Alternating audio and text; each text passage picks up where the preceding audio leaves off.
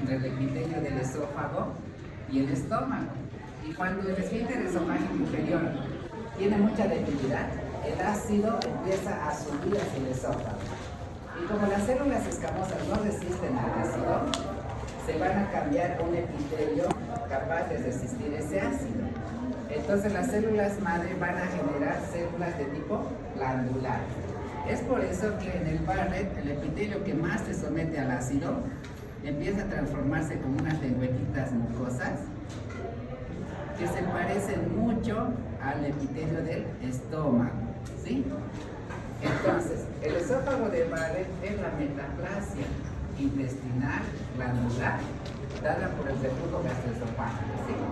¿Cuál es la importancia del Barrett? Si uno detecta ese reflujo, esa acidez, va a lesionar todos los días, va a lesionar, ¿sí? Y se va a transformar en metaplasia intestinal y termina en adenocarcinoma.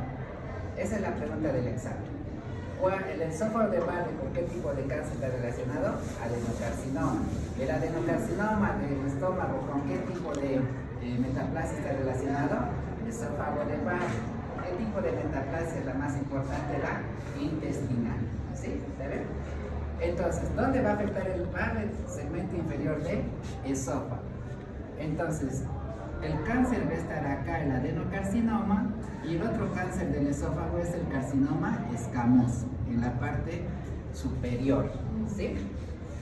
Entonces, la endoscopía es cómo pueden diagnosticar un Barrett, por vía de endoscopía. Bajan con la endoscopía y ven estas lengüetas asalmonadas así grandes, largas, y sacan una biopsia de ahí, y si se ve que es como epitelio glandular del estómago, como metaplasia intestinal, eso es Barrett, ¿sí?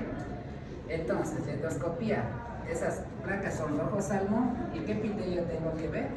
Epitelio cilíndrico parecido al estómago intestinal, ¿sí? ¿Alguien está en la puerta? Creo que no alcanza. Así está.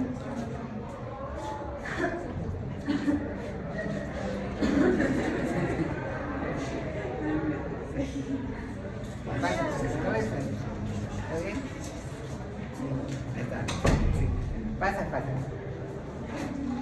Bien, entonces el esófago de Barrett, este es un esófago de un cadáver normal. Miren el esófago, esta placa blanquecina es el epitelio escamoso. Esta es la línea imaginaria que les estaba hablando acá. Aquí rodeando debería estar el esfínter esofágico inferior, es más o menos con el espacio del diafragma. Pero vean, el ácido, vean estas glándulas cómo resisten al ácido. Pero si empieza a avanzar el ácido hacia arriba, miren, este epitelio de la mucosa empieza a avanzar hacia más arriba de lo que es la línea del esófago, ¿sí? Buen día. ¿Sí? Entonces, si a este sector le hago la biopsia, voy a encontrar que ese epitelio ya no es escamoso, sino es un epitelio glandular, cilíndrico, parecido al estómago, pero hay áreas que se parecen al intestino. Entonces, para yo decir esófago de Barrett en Sudamérica, tengo que tener epitelio metaplásico intestinal. Esa es la pregunta del examen.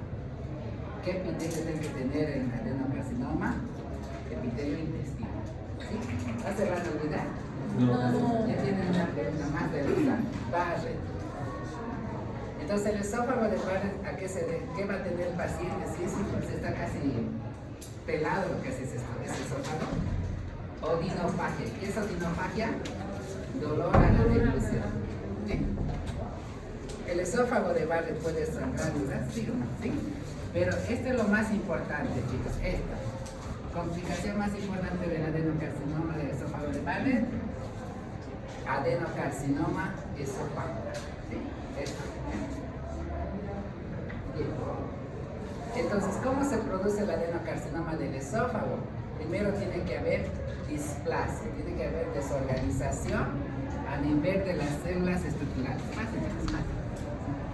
Fácil, ¿sí? Tiene que haber una desorganización. Displasia es el término premaligno antes de pasar al cáncer. ¿Sí? Displasia. ¿Bien? Entonces, la displasia grave debe vigilar constantemente. Eso es lo que tiene que vigilarse, la displasia. Que no haya displasia. ¿Sí? Que se quede con metaplasia. Entonces hay que cuidar eso, que de leve no pase a grave y de grave recién va a pasar a adenocarcinoma. ¿Sí, chicas? Eso es importante. Displasia, desorganización del crecimiento. ¿Bien? ¿Y displasia qué significa? Por ejemplo, ustedes son un grupo, vamos a suponer que ustedes son estas 5 células que están acá. ¿Sí? Este es el epitelio normal, ¿sí? Lo que reviste nuestro cuerpo. Displasia significa que estas células de a poquito se van a desorganizar. ¿Qué quiere decir? En vez de ser una cuadrada, va a ser una triangular. Otra va a ser todo un rectángulo, ¿sí? Otra va a ser tipo rombo, así. Y esta, en vez de estar acá, va a estar echada, así, más o menos así. ¿Sí? Entonces, quiere decir que se empieza a perder la histoarquitectura de las células epiteliales. O sea que el núcleo este va a ser más grande así, este núcleo va a ser así, este núcleo va a ser así, y este núcleo va a ser así. Estas células que son ahí en la displasia grave significa como si fuera un cáncer in situ. Lo que va a limitar acá para que den el nombre de cáncer es la membrana basal. No sé si se acuerdan de patología 1. Displasia leve, moderado, grave. Desorganización arquitectural de la célula. Cuando se ponen las células así de distinta manera, no obedecen. Son chicos malos, ¿sí? Como los de primero que van corriendo por todos lados. Uno va a comprar al kiosco y se meten ahí. Los de tercero. Los de tercero son. Todos. ¿Sí? Son peor que los de primero. ¿Sí? Por ejemplo, ustedes hacen fila, ¿verdad? Esperan su turno. Yo a veces voy a fotocopiar ahí los exámenes y no están haciendo fila así y vienen los de primero, no sé, y se meten ahí adelante. Yo quiero esto, y se lo llevan y se van. ¿Sí? Hay que pegar. Es la última donita que está ahí y se lo llevan. ¿Verdad? Entonces, eso es displasia grave, chicos. Eso es displasia grave. Células que empiezan a no obedecer a sus mayores. ¿Sí? Entonces, basta que rompan la membrana basal de acá y infiltran al tejido conectivo y ahí empieza a ver lo que es el cáncer. ¿Sí? Ahí empieza a ver el cáncer. ¿Sí? Entonces, mientras la displasia se mantenga arriba en el epitelio, se puede sacar quirúrgicamente. Por eso es la importancia de la prevención del cáncer. Si yo le encuentro al cáncer en la etapa que está aquí nada más, puedo resecar con un margen amplio y lo puedo sanar al paciente. ¿Sí? Pero cuando ya se mete a todos lados, ya no se puede hacer casi nada. ¿Sí? Entonces, pregunta del examen es esófago de Barrett. ¿Qué tipo de adenocarcinoma da? Adenocarcinoma gástrico. ¿Qué requiere para eso? Metaplasia intestinal. ¿Sí? Con displasia grave. Eso. ¿Sí? Síganse. ¿Sí? Síganse. ¿A qué se dice síndrome de Mallory-Weiss? Mallory-Weiss es un término en gastroenterología. Generalmente es más típico de los alcohólicos. ¿Sí? De los alcohólicos. ¿Sí? No de los estudiantes de medicina, ¿no? Alcohólicos. Bueno, un poco. Toman mucho chicos en la fiesta. ¿No? ¿No? ¿Ya no toman? ¿Sí? ¿Ya no toman? Este es el grupo que menos toma. ¿Ah, sí? Ah, bien. La verdad. Bien, bien. Malas decisiones sí, pero no. Bien, son más sanos. De verdad. Sí. Somos Ah, comen mucho. Son más de comer. así como. La mayoría de los chicos no toman. No toman. Son Raro. Bueno, síndrome de Mallory-Weiss es, recuerden que el alcohólico crónico, ¿qué es lo que toma? Todos los días toma alcohol. Y el alcohol tiene elementos dañinos para todo el epitelio, ¿sí?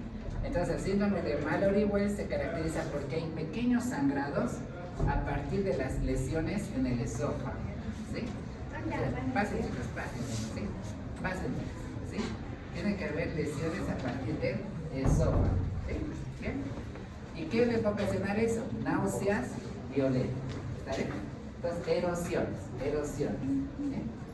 Eso les digo también a las personas que vomitan la comida, generalmente cuando comen, a veces no quieren engordar mucho y vomitan, hacen bulimia, ¿sí? Hacen mucho esfuerzo, entonces eso lastima el esófago, lastima. Y recuerden que si se perfora el esófago, ahí morimos. Mediastinitis, no hay nada que hacer. ¿Sí?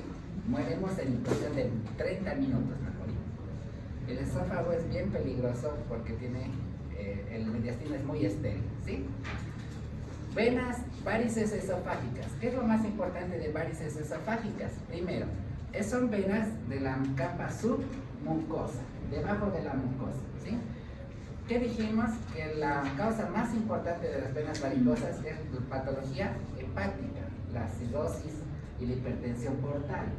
Entonces, estas varices esofágicas que están a nivel de la submucosa van a estar protruyendo el hielo esofágico, o sea que hacen sobrelevación de ello, y la hipertensión portal y la cirrosis son su causa más importante de producción de esas varices, ¿sí? La oclusión de lo que es las venas, ¿sí? La rotura de las varices es una causa bien importante de hematemesis. ¿Qué significa hematemesis? Vómitos explosivos con sangre, escupe sangre, sangre. Ahora, la rotura de las varices me puede traer la hematemesis y puedo morirme de shock hipovolémico, ¿sí? Soy un paciente que tiene varices alcohólicos, empieza a sangrar esas venas. Recuerden que entre la vena y la arteria, las venas son difíciles de cerrar. No son tan fáciles como una arteria que se puede suturar porque hay más capa muscular, ¿sí? La vena es bien finita, delgadita. Cada vez que metería un hilo parado se rompe, se rompe. Entonces, ¿qué voy a usar para detener el sangrado? ¿Sí? Gracias, doctor. Tome. Supongamos que tenemos aquí una varice esofágica, ¿sí?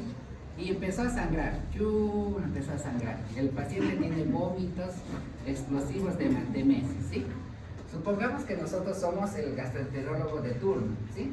Les llaman y dicen, chicos, doctores, por favor vengan, hay un paciente con hematemesis, está sangrando mucho, está vomitando sangre, no para con nada, ¿sí?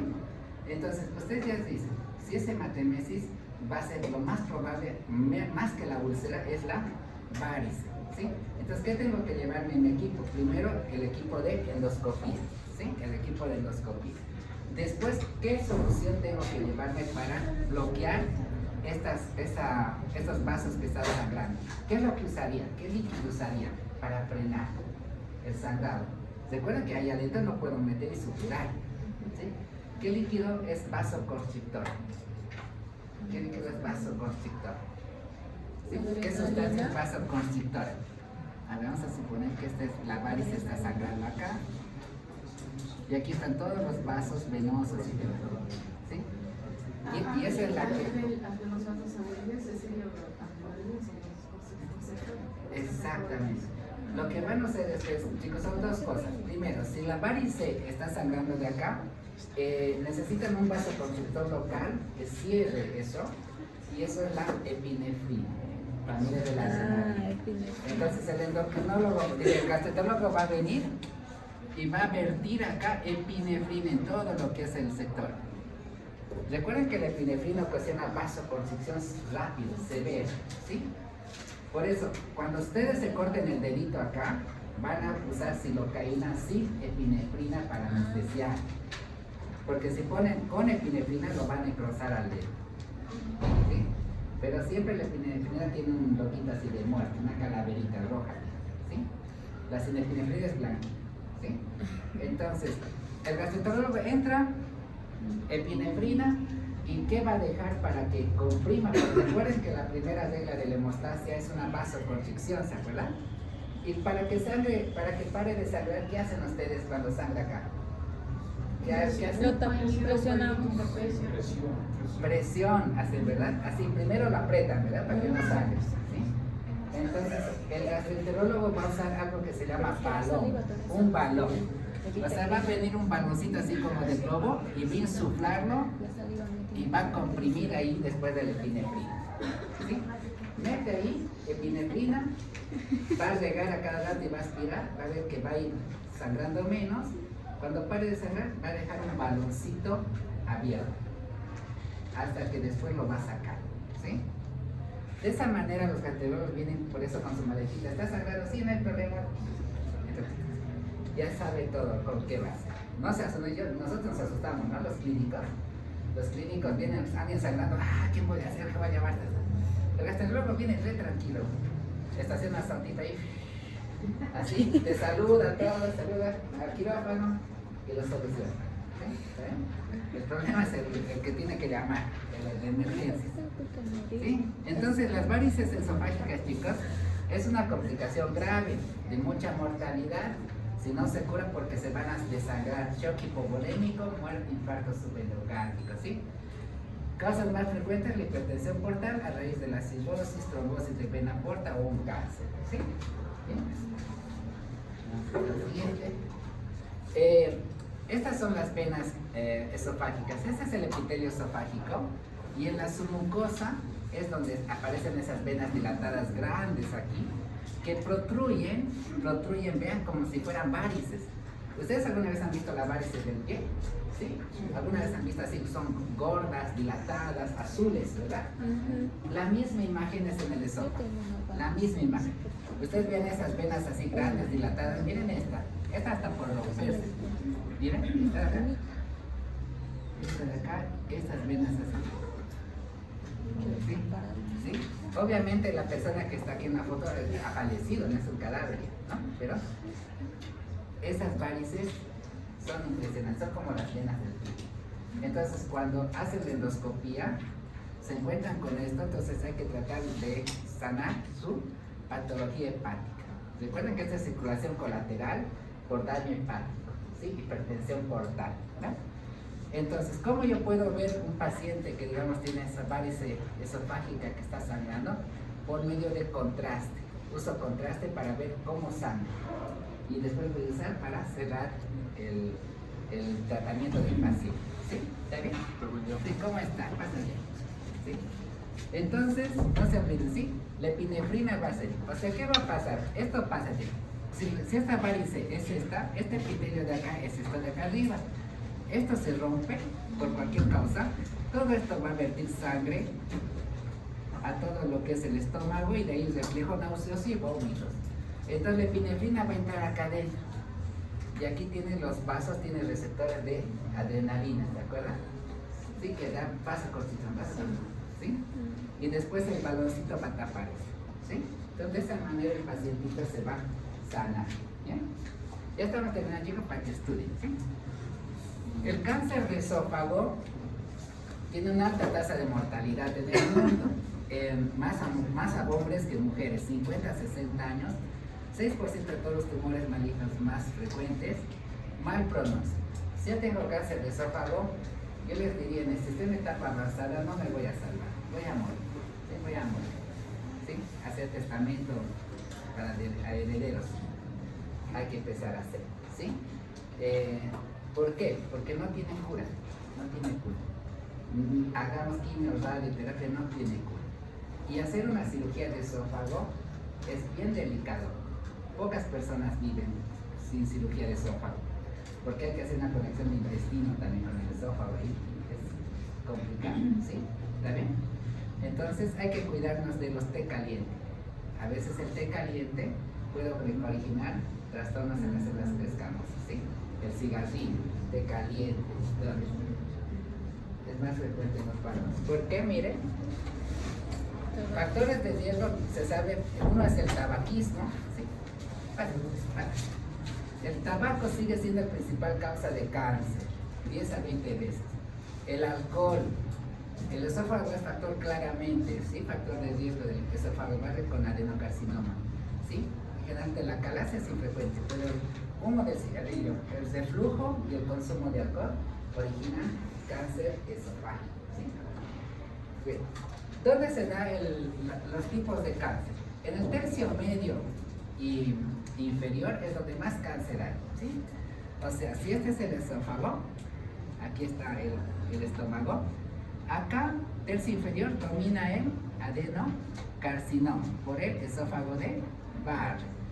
En el tercio medio domina el cáncer escamoso, originado por tabaquismo, los té calientes, ¿sí? El té caliente que toman mucho en Asia, porque toman muy hirviendo casi, eso lastima y puede ocasionar displasia, ¿sí? Está como muy relacionado con el cáncer de esófago, ¿Sí? ¿Está bien? ¿Qué más? Entonces el cáncer de esófago tiene un crecimiento más que todo endofítico, o sea, hacia adentro, y eso causa ¿qué causa? ¿Atresia o estenosis? Estenosis, disminución de la luz. ¿Sí? Atresia, no se olviden, falta de luz. ¿Sí? Se puede ulcerar, puede formar lesiones polipoides, hay endurecimiento de la pared, ¿sí? Y lo más peligroso del cáncer de esófago es que haga metástasis a los ganglios. Cuando ya una persona tiene metástasis ganglionar, hay que hacer neoadjuvance, quimio y radioterapia. Esto vamos a ver. ¿Qué más? Entonces, ¿cuáles son los dos tipos de cáncer que tienen que aprender para el examen? El carcinoma escamoso tercio medio y adenocarcinoma tercio distal. No se van a equivocar y lo van a poner al revés, ¿verdad? ¿No? Entonces, tercio medio escamoso, tercio distal, adenocarcinoma. ¿Sí? ¿Está bien? Los adenocarcinomas se desarrollan entonces sobre un esófago de Barrett, con displasia epitelial de alto grado y típicamente un segmento inferior a nivel de la unión esófago gástrico. ¿Saben eso nada más para el examen? Ya responden en esas preguntas de ahí. ¿Sí? El cáncer es esto. Por ejemplo, vamos a ver, ¿cuál es el tercio medio y cuál es el tercio inferior? ¿Qué tipo de cáncer sería? ¿Escamoso o adeno? ¿Y escamoso o adeno? ¿Cuál sería el escamoso? ¿Y cómo se ubica? Yo se encuentra lo que se Muy bien, este es el epitelio escamoso blanco y aquí está la parte glandular y aquí hay como una línea imaginaria, ¿ven? Y aquí se ha desarrollado el cáncer. Esto es a raíz del esófago de Barrett. Y generalmente se vean, este es un esófago de un cadáver, ¿sí? Y vean que la luz está estenosada, sí está estenosada. Pero acá abajo tengo el límite entre esófago y estómago. Entonces el cáncer está acá y más probable es el escamoso. ¿Sí? ¿Está bien? Entonces de esa manera se van a ubicar en el cáncer. ¿Sí? Bien, con eso hemos terminado el esófago. ¿Ven? Es bonito el esófago. ¿Qué interesa el esófago? Infección. ¿Qué agentes infecciosos más frecuentes? Virus y hongos. ¿Qué más me interesa? Barrett, ¿sí? Esófago de Barrett, metaplasia intestinal y cánceres. Esas tres cositas necesito que sepan de esófago, ¿sí? ¿Está bien? Y el divertículo de Senker, ¿no? Divertículo de Senker, eso no. ¿Ya? Estómago. Bueno, ahora 9 y 5. ¿Quieren estudiar ahora para su materia? ¿Ya? Entonces estómago continuamos con otra clase, ¿ya? Entonces vamos a ir avanzando. Estudien. Ustedes vean el temario, es poquito. O sea, 1, 2, 3, 4, 5, 6. Son 7 diapositivas, nada más. 7